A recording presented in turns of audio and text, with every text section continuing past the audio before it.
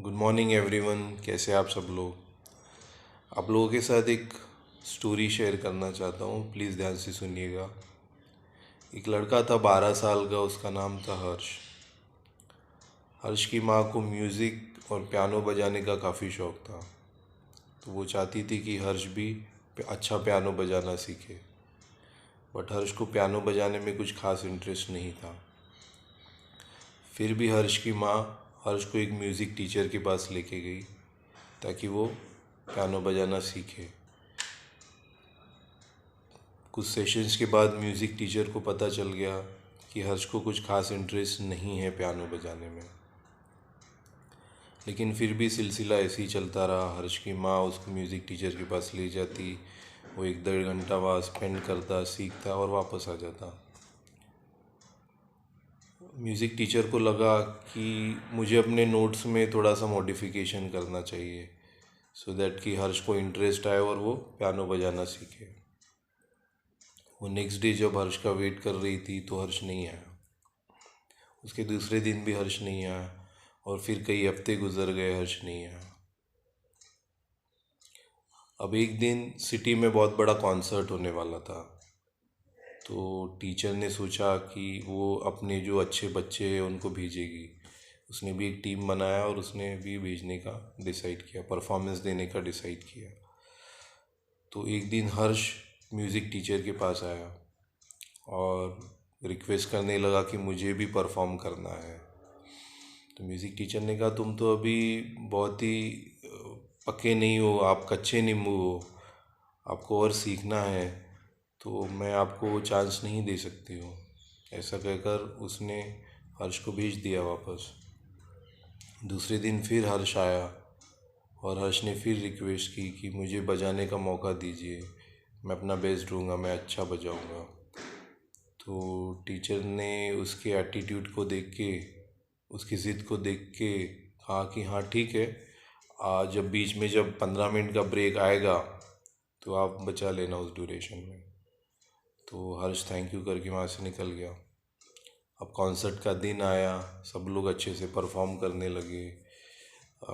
Music teacher के group ने भी अच्छा परफॉर्मेंस दिया और फिर ब्रेक का टाइम आया और अभी हर्ष सहमे सहमे से, धीरे धीरे से नर्वस होके अपने परफॉर्मेंस की तरफ आगे बढ़ रहा था। अब ब्रेक में कैसा होता है आपको तो पता है कि कुछ लोग बाहर जाते हैं, कुछ लोग बातें कर रहे होते हैं, कुछ लोग खाना पीना चल रहा होता है, मतलब एक नॉइज़ होता है काफ़ी उस माहौल में, ब्रेक के माहौल में। तो ऐसे माहौल में उसने बजाना शुरू किया और धीरे धीरे उसने बजाना शुरू किया। तो वो बजाते चला गया और धीरे धीरे वो बजाते चला गया, तो वो काफ़ी अच्छा बजाने लगा। उसके पियानो उसके पियानो की धुन सुनकर लोग मंत्रमुग्ध हो गए। और जब उसका 15 मिनट ख़त्म हो गया, पता ही नहीं चला कि कैसे 15 मिनट ख़त्म हो गए। और 15 मिनट जब ख़त्म हो गए तो लोगों ने उसको स्टैंडिंग ओवेशन दिया और उसकी काफ़ी तारीफ़ की। अब इधर म्यूज़िक टीचर काफ़ी सरप्राइज हुई कि हर्ष ने इतना अच्छा पियानो बजाना कैसे सीखा। तो जब वो बैक स्टेज आया हर्ष, तो उसने मैम ने उससे पूछा कि आपने कैसे सीखा इतना अच्छा पियानो बजाना। तो हर्ष बोलता है कि मैम, जब मैं बीच में नहीं आया था, जब बीच में मैं क्लास में नहीं आ रहा था, तो मेरी माँ की तबीयत ठीक नहीं थी। फिर कुछ दिनों बाद उसको हॉस्पिटलाइज करना पड़ा। कुछ दिन वो हॉस्पिटल में रही, उसके बाद वो एक्सपायर हो गई। तो मैम, मेरी माँ की आखिरी इच्छा यही थी कि मैं अच्छा पियानो बजाना सीखूं। तो जब मुझे इस कॉन्सर्ट के बारे में पता चला तो मुझे लगा एक अच्छी अपॉर्चुनिटी है कि मैं अच्छा पियानो बजाऊं और मेरी माँ जहाँ कहीं भी होगी वो वहाँ से देखेगी। तो आज मेरी माँ काफ़ी खुश होगी कि मैंने अच्छा पियानो बजा पाया हूँ। सो इस स्टोरी से हम क्या सीखते हैं? इस स्टोरी से हम एक चीज़ सीखते हैं कि if you have a strong why in your life, if you have a strong why in your life, you could find a reason to make things happen. जब मैं कॉम्पिटिटिव की क्लासेस कर रहा था तो मेरे सर कहते थे कि अगर आप किसी एग्ज़ाम में फ़ेल हो जाते हो, फ़ेल कर जाते हो, and you don't feel like crying, अगर आपको रोना नहीं आता है, तो इसका मतलब है कि आप अपने गोल के साथ में इमोशनली अटैच नहीं हो. You should feel like crying after feeling every examination.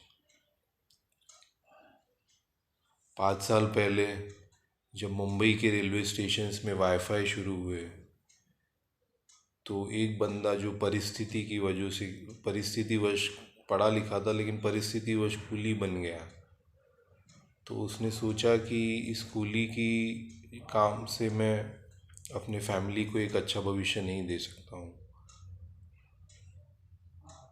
तो उसने निश्चय किया कि मैं सिविल सर्विसेज की तैयारी करूँगा.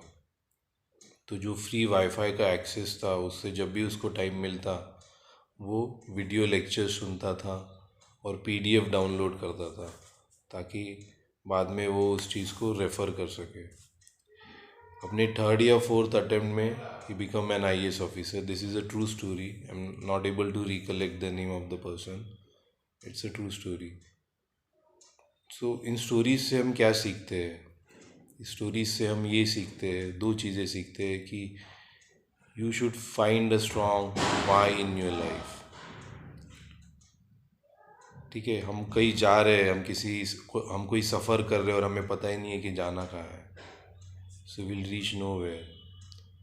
सो जो भी पढ़ाई हम कर रहे हैं, जो भी काम हम कर रहे हैं, जो भी एक्शंस हम ले रहे हैं, उसके पीछे क्या रीज़न है, हम क्यों कर रहे हैं वो सारी चीज़ें भी.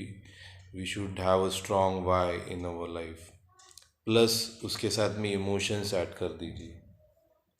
तो जब हम ऐसा करते हैं तो जीत पक्की होती है. Thank you so much. This is from my side for today. Thank you guys. Bye.